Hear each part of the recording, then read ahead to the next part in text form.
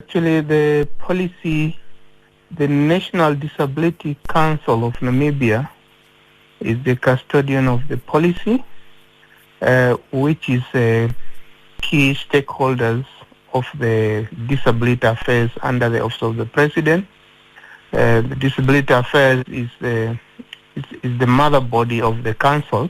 In the past, since the policy was adopted or was approved, the policy, the Disability Council has gone to different regions to launch and sensitize the stakeholders, as well as to train the stakeholders to understand what is the policy all about, what is people with disability supposed to benefit out of through the policy, and what's supposed to be done by the stakeholders, and what people with disability can expect from the stakeholders. So that is what the Disability Council has done, just to ensure that people understand what is the policy and what is the role of different stakeholders. They have done some workshops in Karas region, Erongo region, and Ochodonjupa region. I think they are still in the plan to continue doing the same to different regions until they cover the whole Namibia. Which priority programs or interventions have been identified for immediate implementation? Yeah, there are a number of priorities which has been identified. For example, unemployment of persons with disability is one of the major challenge persons with disabilities are facing, and so that's why the focus of this policy is to increase the employment opportunity of persons with disabilities. In the similar way, person with disability also, or the policy is trying to create reasonable opportunities for people with disabilities to access education, for example, tertiary education, which is the driving force for someone to get employment. We need to increase the level of education for persons with disability in the country, which will allow them to access education. In addition to that is the accessibility in Namibia.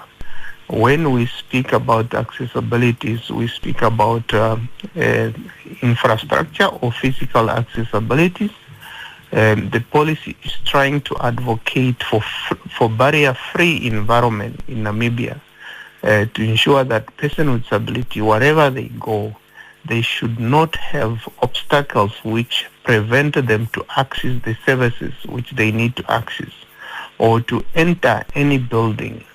And in a similar way, accessibility to transport is one of the challenges in Namibia.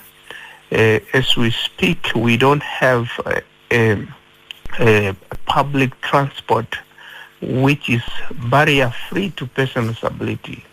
In exception with the municipality of Windhoek, they have some few buses which have non-stairs. Someone in the wheelchair can be able to enter in that bus, but these buses does not address that challenge because of the limitation that they also have the specific area where they go and the specific hour when they run.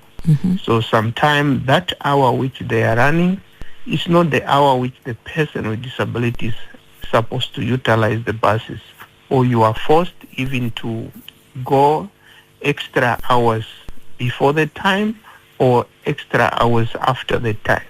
So those are the things which the policy put in priorities to ensure that in the next 5 years or the next 10 years we address these issues so that Namibia at least can have barrier-free. In the same way, also access to information is one of the barriers which we are having. Currently, we experience that there is no public service which translate text into Braille, apart from the very limited services, one or two which provide that services on private basis. And the cost involved, not everyone can be able to afford to access that services or to utilize that services. So these are the things, and also the even online information is not easy for someone to access, because the way the websites are designed, they did not keep in mind someone who is visually impaired using a screen reader or a talking software in the computer. So those are some of the issues which we or the policy put into priority to ensure that we address these issues in the next 10 years. Now, coming to funds that will actually help fund all these programs that you mentioned, the action plan is costed for the period of 2025 to 2030. What is the estimated budget required, and how will the funding be secured to ensure the plan is fully implemented? So I might not give the specific cost, how much it will cost, but as time goes, Namibia is trying to increase the funding to the disability sector through the Disability Affairs to the National Disability Council. The government is trying to increase that budget to ensure that the policy is implemented. And also, even though we give estimation for the implementation of the policy, it's not necessary that all this money should come from the council. What we are encouraging is that stakeholders should be able to budget for disability program in their sectors. So, for example, the Disability Affairs or the council should not be able to budget for agriculture, for example, for persons with disabilities. So, therefore, the Minister of Agriculture has to budget for that. To ensure that person with disability also has access to crop farming or horticulture or on animal farming and so on. So every sector should have a component within their budget to ensure that they allocate a specific amount of money for the implementation of program related to person with disabilities. So I think that is the very important part which people need to take into account, because most of the time when people see figures that the policy has been budgeted for 60 million or 100 million, they think this money should come only from the sector which monitoring the implementation of that policy. But in this case, that is not the case. Different sectors should also budget for disability-related program for the implementation of the policy. Now, Troom, just due to time, in 1 minute, looking ahead, what measurable outcomes should persons with disabilities expect to see over the next few years as a result of the policy and the resolutions adopted by the forum? The forum, the Disability Forum, which is we coordinate as the Disability Affairs, is the platform which brings different stakeholders together.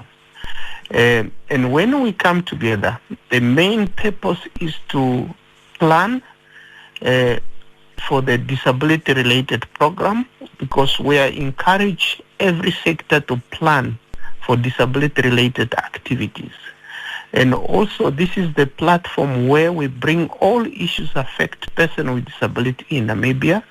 We discuss it in the participation of persons with disability themselves and make recommendations to the relevant stakeholders, so that specific recommendation should be addressed by the key or line minister or relevant stakeholders.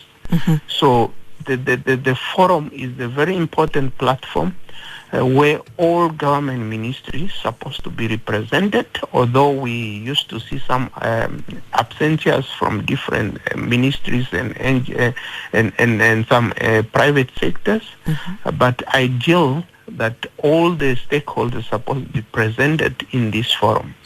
In the similar way, this we are coordinating at the national level is called National Disability Networking Forum. However, we also have the Regional Disability Networking Forum, which is done at the regional level.